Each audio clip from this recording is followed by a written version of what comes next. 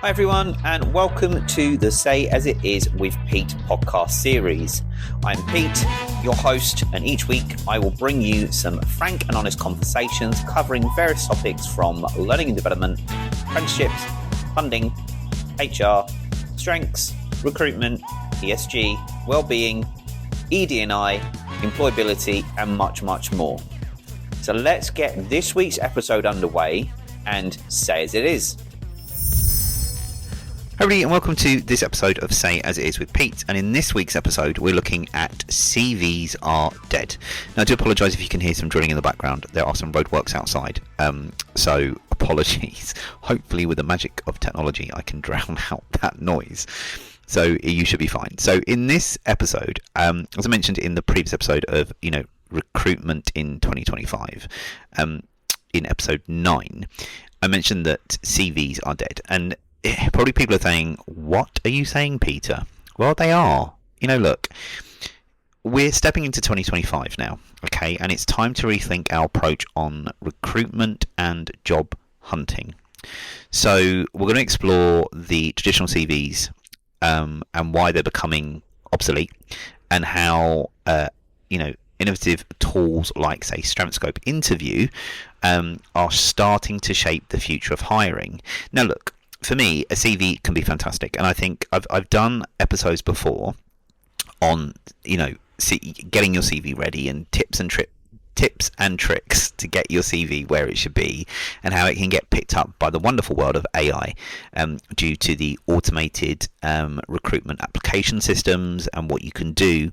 And many people have CVs for every single job they've applied for, whether it's a customer service role, whether it's a leader role, whether it's a manager role, whether it's, whatever role it may be.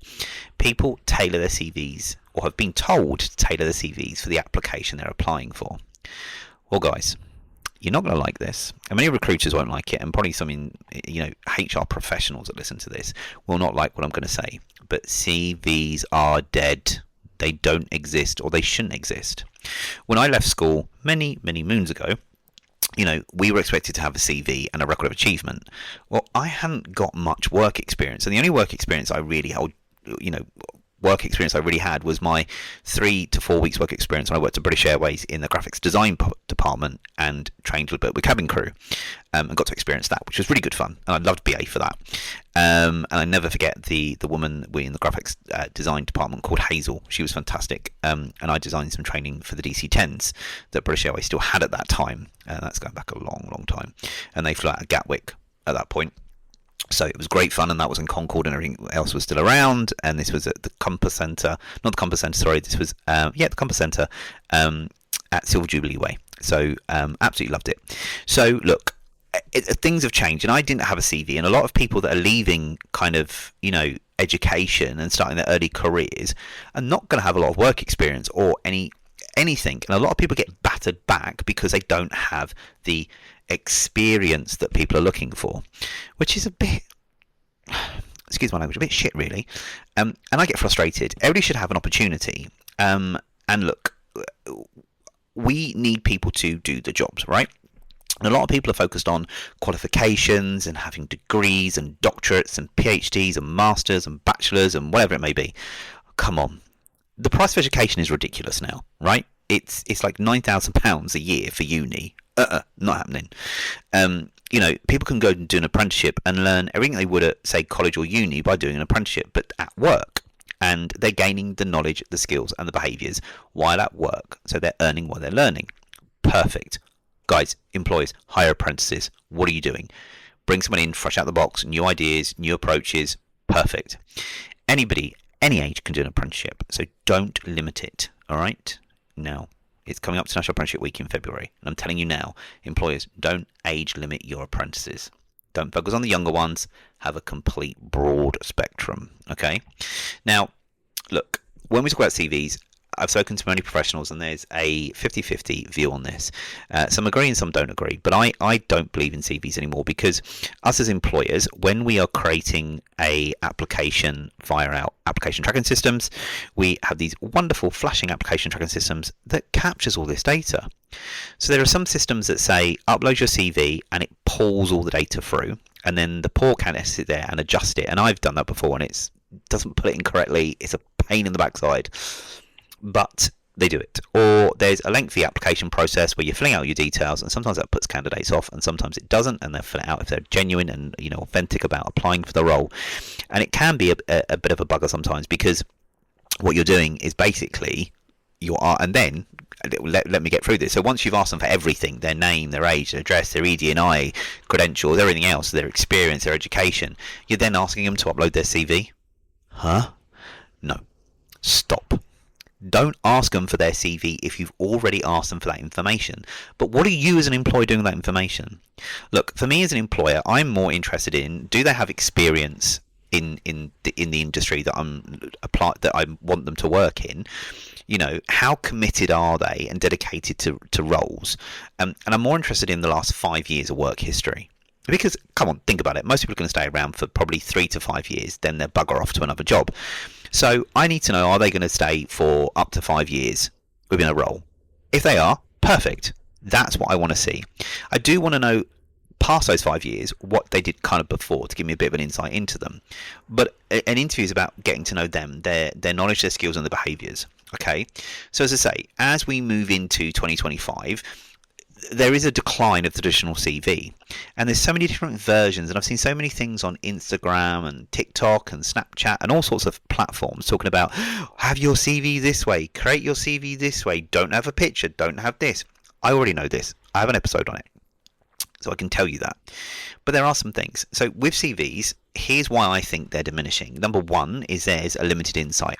So the CVs actually often fail, I should say, to capture the candidate's full range of skills and capabilities. Because normally you're saying your company, your job title, your start and end date, and then you're trying to list all the duties you've done. No, achievement, success. That's what you need to be doing. But and add your skills in. So it's limiting the range of skills and capabilities that you can put in.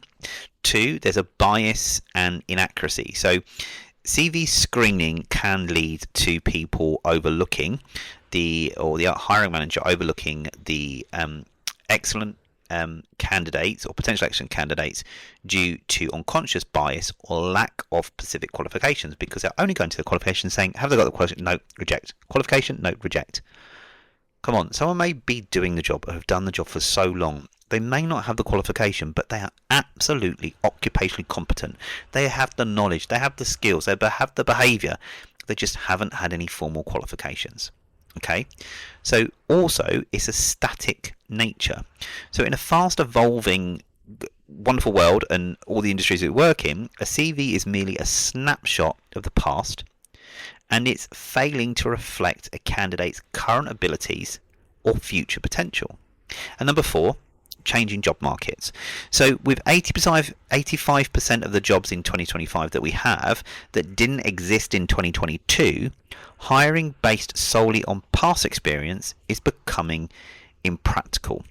Okay, it is. Look, and they're the 4 points why they're declining. Now, due to that decline, there are some impacts. So with the change, there are impacts that now are having an impact on job seekers and recruiters prospectively. So the way that this can be is for job seekers now, where they're not bothering with CVs and, or they are, using their CVs and adapting them, is that for those looking for work, this shift presents both a challenge and opportunities. So one is skill showcasing. So there should be a focus on demonstrating your skills rather than listing your qualifications. It's all about skills and abilities. So knowledge, skills, and behaviours. 2, adaptability. It's about now highlighting your ability to learn and adapt to new roles. Number 3, it's about your digital presence. So it's about cultivating a strong online professional profile. Hence why we have LinkedIn. Yeah, LinkedIn should be able to profile all our, achievement, success, our skills, our abilities, what we do. And on LinkedIn, you should really only be posting your company, your job title, the to and from dates, and the skills set that you have in that ability. I'm not interested in knowing what you've been doing, because but what's the point? I'm going to ask you that in an interview, and as a person that's recruiting, I should know what those abilities are, and I can tailor the interview for that. And then number 4 is continuous learning. So it's engaging on ongoing skill development to stay relevant. So it's making sure that you're showing that you're keeping up to date with your knowledge, skills and behaviours, whether you're doing online courses, you're doing LinkedIn Learning, you're doing self-learning, you're pulling on VRQ. So these are vocational related qualifications, which are kind of normally level 2 quals that are funded by the government. Maybe that you're doing an apprenticeship. It may be that you're keeping your CPD up to date and you have a CPD log. So you've got to show that you're continuously learning and you're keeping up to date with your industry, your sector, everything else, which really, really helps. Then obviously it's going to have that prospective impact on recruiters. So recruiters and employers are also trying to adapt to this change because, if you are aware, CVs are dead. So by doing this, there are 3 things that are kind of common at the moment. One is skills-based hiring. So there's more of a growing emphasis on assessing practical skills than rather just qualifications. So the qualification is great. It shows that you're competent and capable of doing the job. But actually, what is your skills and abilities? Because there's people that go to uni and do the same kind of qualification, but have all the knowledge and theoretical side, but no practical skills. So we should be focusing on those practical skills. 2, diversity and inclusion. So moving beyond a CV can lead to a more diverse and inclusive workforce. Okay. And 3, efficiency. So looking at a skills-based hiring model or process, it can reduce time to hire and improve candidate quality because you're basing it on their skills and their ability from that kind of and skills hiring or skills-based hiring is quite good actually, because you're wanting to know have they got the skills for that, because they're going to pop up in an employer's top 10, but also it makes the hiring process a lot more streamlined. But as I said before, StrengthScope. Now all of you know I'm a master StrengthScope practitioner and I love StrengthScope. Cannot sing about it much, and I already have my Creative Mind business, so Pete at creativemind.zone, where I offer StrengthScope as well. I offer all the StrengthScope suites, so all assessments in I should say, from StrengthScope Interview to StrengthScope Teams to StrengthScope itself to StrengthScope 360, StrengthScope Leader, all of them. So I strongly believe in StrengthScope. And look, StrengthScope in early careers is key because I think it's important when people are kind of transitioning from education into the working world. They need to know what their strengths are. They need to know what their bubbling unders and their energy drainers are. And with strengths, you can identify those and you can then utilize them in your day-to-day work and life balance. And it's another way of saying hello to you. So with the rise of the new StrengthScope Interview, which I absolutely love, and I've had many conversations with Mary and Ben at StrengthScope on this, is that it's time to look at how we bring about a new game changer in the ever-evolving landscape, and that's StrengthScope Interview. So this initiative tool is revolutionizing the hiring process, and Siemens use it quite a lot, and there's some great case studies on StrengthScope's website about how Siemens have used it, and they've showcased Siemens quite a bit on this, and I love it. So number one, there's 5 key points on this. Number 1 is the candidate-centric approach. So StrengthScope Interview empowers candidates to showcase their authentic selves. So with StrengthScope, it asks you a bunch of questions, you answer them, and then it shows you what your strengths are. It's not necessarily going to show you the StrengthScope wheel like you would on a StrengthScope profile, where it shows your thinking, your execution, your relational, and your emotional strengths. What it's going to do is it's going to list your top 7 strengths. And it's similar to a bit like a SWOT analysis. So I don't believe in SWOT analysis anymore. I believe in StrengthScope. StrengthScope really replaces the SWOT analysis in my view. And with StrengthScope Interview, it's going to highlight what their strengths are. Okay. Number 2, strengths focus. As I say, it helps identify the candidate's core strengths by providing a more holistic view for their potential. Number 3, it's kind of an improved decision maker. So around about 90% of hiring managers reported benefits in using decision making when using StrengthScope Interview. Number 4, enhance candidate experience. So 98% of candidates recommended StrengthScope as part of a permanent part of the recruitment process. That's saying something. And if they're getting something from it, and it's proving popular, and 98% of candidates are recommending StrengthScope as part of the recruitment process, it's a no-brainer, guys. And then number 5, it's a great tool to have authentic conversations. So it enables more genuine and insightful interview discussions. So from somebody's StrengthScope, you can, or embedding StrengthScope within your interview process, you can create strength-based questions. And you're not sitting there going, well, I want someone in this team that's going to have more relationship building, more leading, that's got to have emotional control, got to have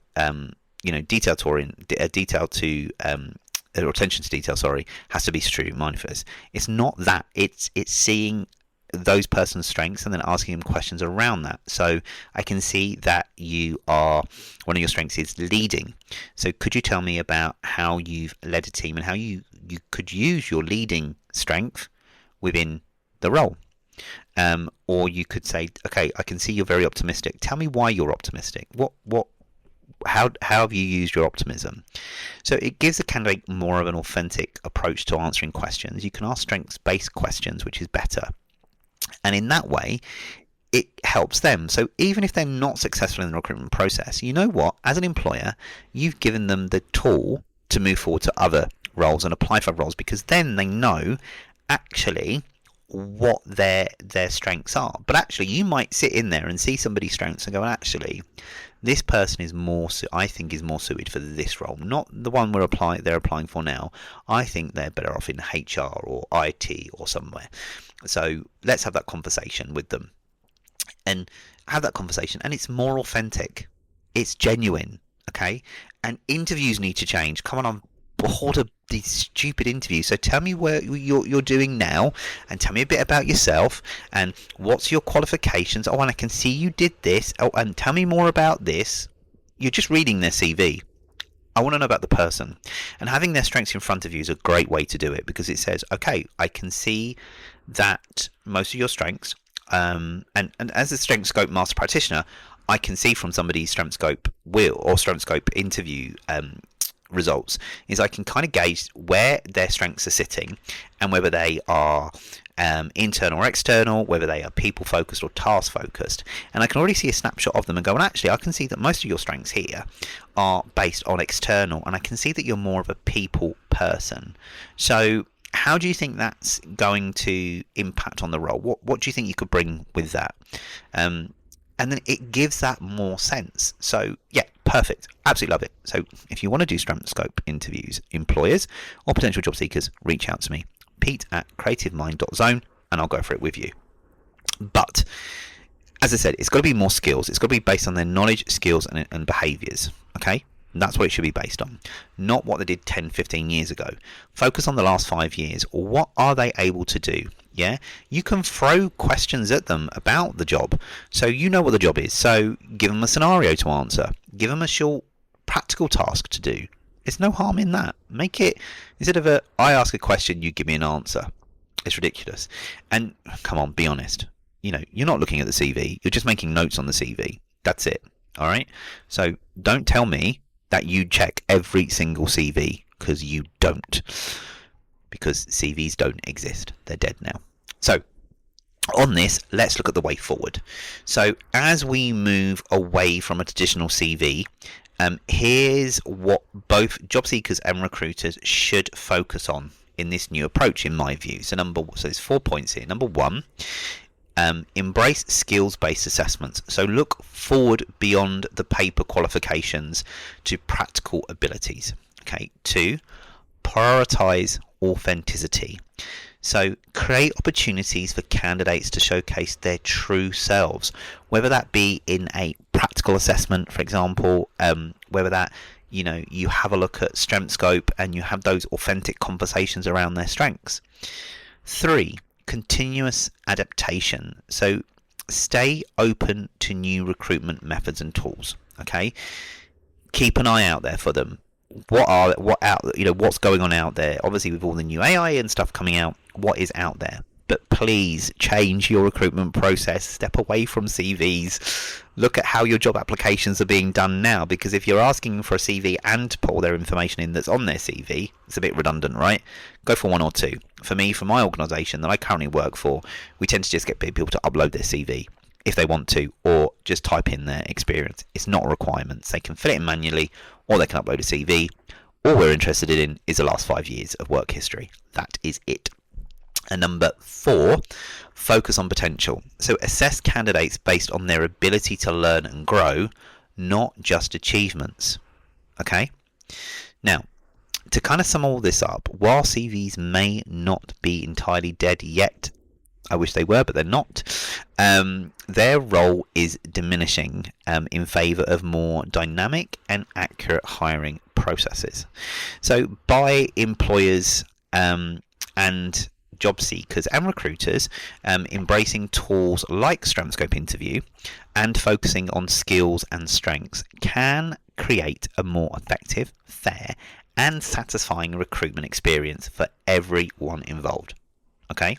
Now remember, the future of hiring is about seeing the whole person, not just on a piece of paper. Okay? That's an individual that's in front of you.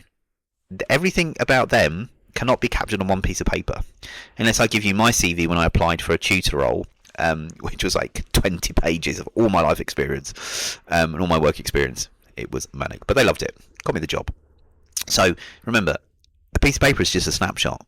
It's the person in front of you that counts. Okay, so let's embrace this change and start to build stronger, more diverse and more capable teams in the process.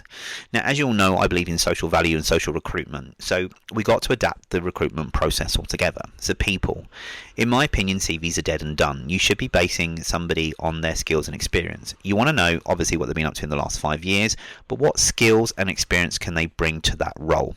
Change the interview questions, because the ones you've got are dead as well. And I'm sure I'll do another podcast on interviews are dead, because in a way, not dead, they need to be revived. They need that electric shock back into it and revive some energy in there and give it a bit more life. But at the moment, CVs are not the way forward, and I think CVs should be banned. It should be based on the individual. You know, who is that individual that's sitting in front of you? What are their skills? What are their abilities? What is their knowledge and understanding? What are their behaviours? So all of this can be done differently if you approach it differently. And look, with the wonders of AI out there, you've got, ChatGPT, you've got Perplexity, you've got all these AI things. Throw some questions in there, like, you want to change your recruitment process. This is what you want to do. I've got some great prompts you can use. If you want to use them, reach out to me. But you could use that to look at how you could revitalize and re-energize your recruitment process and hiring. And we all know time to hire is key. So, as I say, StrengthScope Interview is fantastic. Highly recommend it. Should be used. It's a different approach, and that's how it should be done. And it's looking at the individual's strengths. Because everybody says, what's your weaknesses? Please stop. I'm going to say this as a employer, recruiter, whatever. Stop asking what somebody's weaknesses is. We don't have a weakness. We have an energy drainer. So, for example, my energy drainer is common sense. I can't work with people that don't bring common sense to the table. If somebody hasn't got common sense, I'm done. I'm out. I'm out of the room. I'm turned off. I'm not engaged. But if somebody is in the room, they're using their common sense, that energize, that's perfect. It doesn't drain me. Also it could be that attention to detail might be one of my energy drainers, because when there's so much information, it fries my brain, for example. Not that that's not one of my drainers, but I'm just using an example. It fries my brain. I can't concentrate. Okay, so it's more about what kind of what energy drainers do you have, and it's changing your mindset. And I really think employers should be focusing on StrengthScope this year and looking at how it has an impact both on existing staff and potential new employees. And you can use that StrengthScope journey right from the beginning of them doing their StrengthScope interview to then building it into the organisation. And again, reach out to me and talk about that. But please, if you look at your recruitment process now, are you asking for a CV and then importing everything from that CV into the job application? Or are you wanting the CV and wanting them to fill out a whole application, which is basically everything on the CV, because you don't want to read it? But how are you using that information? That's the main thing. How are you using CVs within your recruitment process? Are they viable or not? Now, if somebody's got experience within the role or is applying for the role and can meet the skills that you're looking for, get them in for an interview. Change your recruitment process. Ask questions around the role, not the generic questions. When you've worked in a team before, can you tell me when you've worked in a team and met a deadline? What's your strengths and weaknesses? What could you bring to this role? Tell me about a time where you've not met a deadline. What did you do? These are boring interview questions. Come on, they're dead. I'm already turned off. Base it around the job role itself. And that's what I do with my trainees that I recruit within my organisation. Not my organisation, but the company I work for. When I have a conversation about trainers, I will give them a scenario and ask what they would do. And then that gives me an understanding whether they actually have the knowledge and skills in relation to that, and how their brain is thinking and what they're doing. And I focus on their strengths rather than anything else. Okay, so look, change up your CV process. I'm going to wrap this episode up anyway, but look, I just want to say, guys, remember the person in front of you cannot be seen fully on the snapshot of a CV. So 1, change your recruitment process. Guys, CVs are dead. Don't use them. Move more, as I said, what you should be doing, that's those 4 points, is embrace a skills-based assessment. So StrengthScope is one of them, for example. Prioritize authenticity. Have that continuous adaptation to recruitment process and focus on the potential. Okay, if you want to know more, or you want to have a conversation around it, or you want to join in another conversation about talking why you think CVs should not be dead and why they still should be relevant, reach out to me, and I'm more than happy to get you onto a podcast. But again, guys, thank you for listening to this. I hope you found it useful for both employees, recruiters, and job seekers. But if you're interested in more on StrengthScope interview or StrengthScope in general, reach out to me. But as I say, come on, employers, wake up. CVs are not there anymore. They're not a tradition. You've got things like LinkedIn that are working. Get more people towards LinkedIn and showcase themselves on LinkedIn, because that's what I'm looking at. How are they engaging? What are they posting about? What are their interests? All those kind of things. That's going to help. So guys, again, thank you for listening to this podcast. I hope that you have a wonderful day. The next episode is going to be looking at financial well-being, as we currently face this economic change within our wonderful world. And it is an episode that I did promise from my previous podcast in episode 9. But please go back and listen to previous episodes and look at some of the recruitment advice and guidance I've given over seasons 1, 2, and 3. And until the next episode, have a wonderful day, and I shall catch you soon. But remember, you can listen to this podcast on Apple Podcasts, Amazon, Spotify, and wherever you get your podcast from.